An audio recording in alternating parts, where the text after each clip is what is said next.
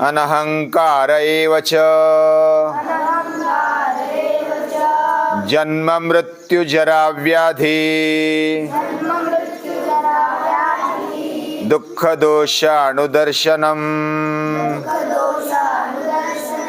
दुख दोष अनुदर्शनम।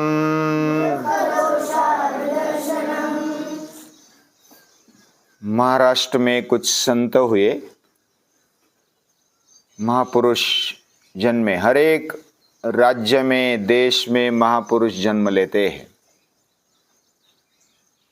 महापुरुष कोई आकाश से नहीं आता। महापुरुष अपने जैसे ही माँ के गर्भ में से आते हैं, माँ के उदर से जन्म लेते हैं। हमने जैसा जन्म लिया वैसा वो भी लेते हैं। उनके जीवन जीने के दृष्टिकोण में बदल रहता है। बाकी वो भी खाते हैं, पीते हैं, सोते हैं, कार्य करते हैं, सब कुछ करते हैं, हम भी करते हैं। तो महाराष्ट्र में ऐसे संत हुए, उनमें से एक एकनाथ महाराज करके हो गए। वे बहुत ही सरल जीवन जीते थे। एक बार क्या हुआ,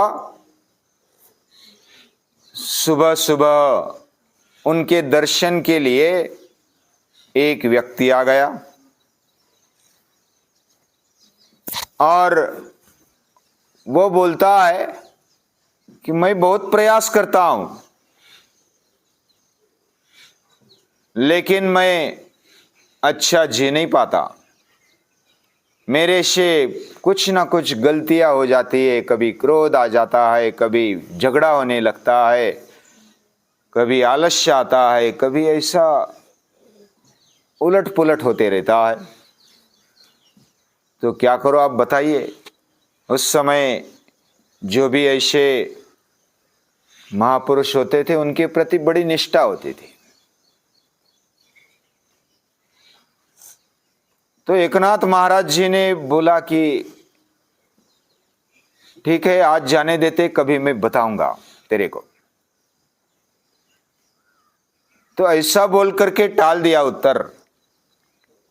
एकनाथ महाराज अपने काम में लग गए, वो व्यक्ति भी अपने काम में लग गया। 1 महीना गया, 2 महीना गया, 3 महीना गया, 4, 5, 6, 7 महीने गए। तब तक वो व्यक्ति भी भूल चुका था कि मैंने क्या पूछा। लेकिन एकनाथ महाराज को याद था। वो 6-7 महीने के बाद एक दिन सुबह सुबह उठ गए, जल्दी उठ गए और दौड़ते दौड़ते उस व्यक्ति के पास गए और बोले, दादा मैंने एक सपना देखा और वो सपना ऐसा था कि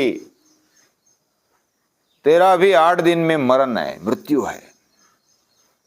यानी उस व्यक्ति को बोला कि तू मरने वाला है 8 दिन में, यानी आज के 8वें दिन में तू जिंदा नहीं रहेगा। अभी उस व्यक्ति का पहले तो मन डर गया कि मैं तो मरने वाला हूं, और विश्वास भी था जो महाराज बोलते थे वो झूठ नहीं बोलेंगे, और खास बताने के लिए आ गए, इसका मतलब सच होने वाला है।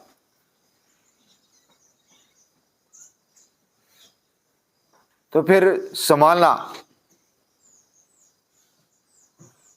ऐसा बोलकर नमस्कार किया और एकनाथ महाराज आ गए अपने अपने कार्य में। अभी वो विचार करने लगा कि मैं 8 दिन में मरने वाला हूं, 8वें दिन मरने वाला हूं। तो उसकी एक उधारी थी, किसको पैसे दिए थे वो नहीं दे रहा था, और वो सामने आ गया, उसका क्रोध भड़क गया। इतने दिन हो गए, क्या कर रहा है तू? लेकिन उसको याद आ गया कि 8वें दिन में मरने वाला हूं। भैया आपकी अड़चन है, कुछ आपत्ति है तो जरा वो निपटा लेना, बाद में देना, कोई बात नहीं। यानी उसका जो क्रोध था ना वो नीचे आ गया। फिर दूसरे के साथ ऐसे एक एक व्यवहार उसके बहुत ही अच्छे होने लगे। मैं अभी 8 दिन में जाने वाला, जो भी मिलता भैया कुछ गलती हो तो माफ कर देना। किसी से क्रोध नहीं किया, किसी से झगड़ा नहीं किया। सुबह जल्दी उठ जाता, भगवान का ध्यान करता, अपना अपना आचरण करता, सभी से संबंध एकदम अप टू डेट।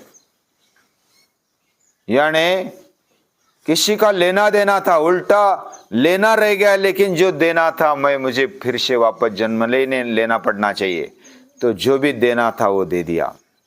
8 दिन में तो पूरा एकदम क्लियर, उसका चरित्र पूरा महापुरुष जैसा बन गया। जो भी आता अच्छी अच्छी बातें बताता, गलत बातों एक भी नहीं की। लेकिन 8वां दिन आ गया तो उसके मन में डर सुबह से ही, आज मैं मरने वाला हूं, आज मैं मरने वाला हूं। तो पूरा डर, 1 घंटा हो गया, 2 घंटा हो गया, 12 बज गए, 1 बज गया, 2 बज गया, 4 बज गए, मरण तो नहीं आया। बोला कि एकनाथ महाराज ने जो कहा 8वें दिन मरने वाला है, तो अभी तो 8वां दिन चल रहा है, अभी भी 4 घंटे 8 घंटे बाकी है, हो सकता है अभी भी मरो। उतने में एकनाथ महाराज आ गए। एकनाथ महाराज आए, नमस्कार किया, वो व्यक्ति ने भी नमस्कार किया। महाराज जी मैं अभी तक जिंदा हूं, मैं मरा नहीं। एकनाथ महाराज बोले भगवान की कृपा है, तू मरा नहीं है, भगवान की कृपा है ना, हम जिंदा है तो भगवान की कृपा है। तो व्यक्ति को बोला कि वो जाने दे, भगवान की कृपा ऐसी हमारे पर बरसती रहे, और इसके लिए मैं कामना करता हूं, मैं इच्छा करता हूं भगवान के पास भी आपका बहुत बड़ा आयुष्य हो जाए। लेकिन एक बात बताना, 8 दिन में कैसा रहा तेरा जीवन? कुछ गलत काम किया? कुछ बुरा काम हुआ तेरे से? कुछ झगड़ा हुआ? नहीं नहीं, बिल्कुल नहीं। मैंने तो अभी 8 दिन मेरे तो बस कुछ एक गलती नहीं होने दी मैंने। पहले दिन थोड़ा हुआ था, लेकिन मैंने तुरंत अपने आप को संवार लिया, और मैंने मन में तय कर लिया कि अभी एक भी गलती नहीं होने दूंगा। उल्टा दूसरी गलती करे तो उसको माफ कर देता था कि जाने दो भैया, आगे देखेंगे। लेकिन किसी का भी मन मैंने निराश नहीं किया, नाराज नहीं किया, सबको प्रसन्न रखा। मैं भी प्रसन्न रहा, और मैं हल्का हल्का महसूस कर रहा हूं, मैं मरने के लिए तैयार हूं।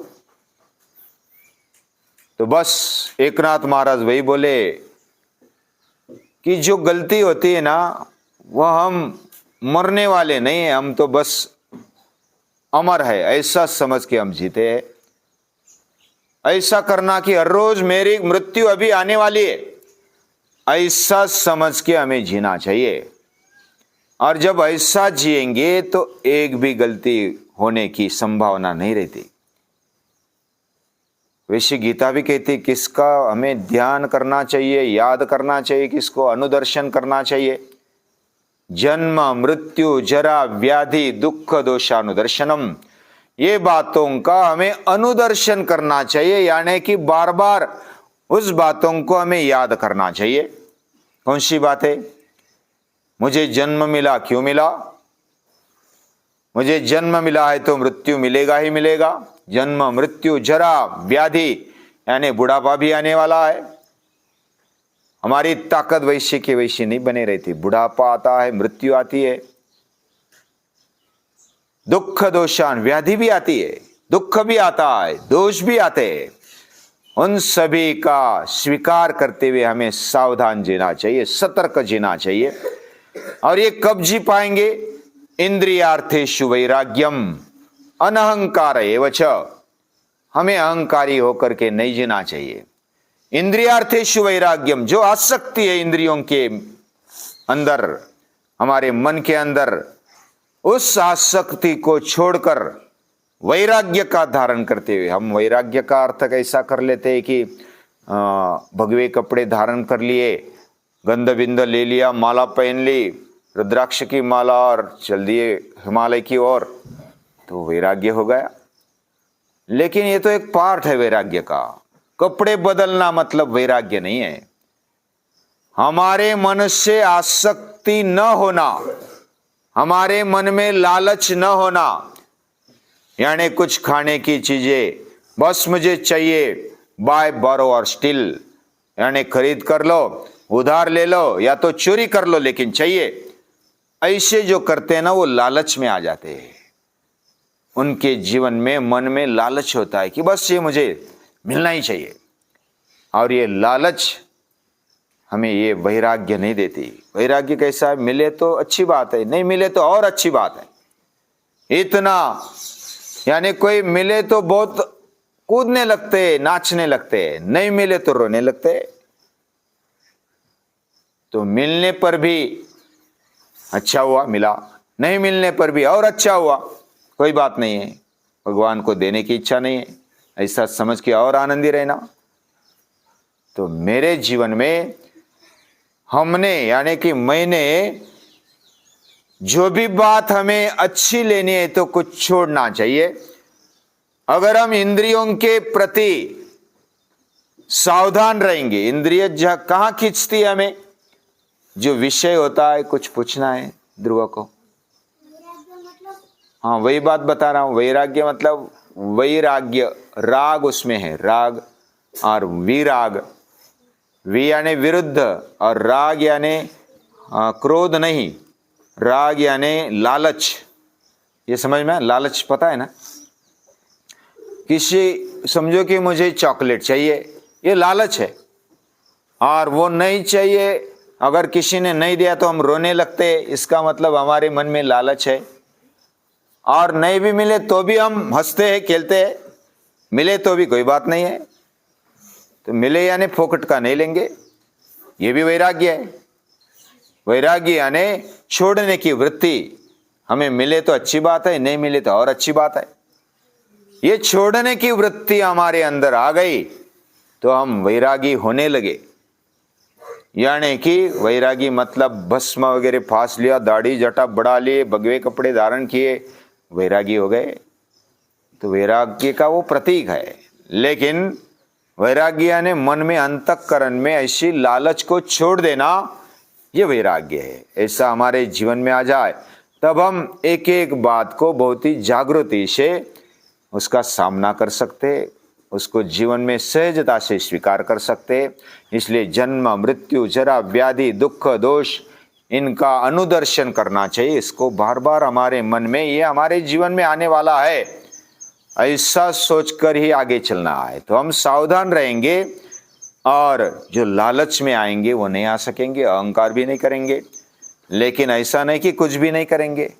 हमने जीवन पाया है, भगवान ने दिया है, और बहुत सारी बातों को करने के लिए दिया है, उसको आनंद से करेंगे, लेंगे और जिएंगे। अगर नहीं मिला तो भी आनंद से रहेंगे, मिला तो भी आनंद से रहेंगे। तो ये बात गीता बताती है। गीता माता को नमस्कार।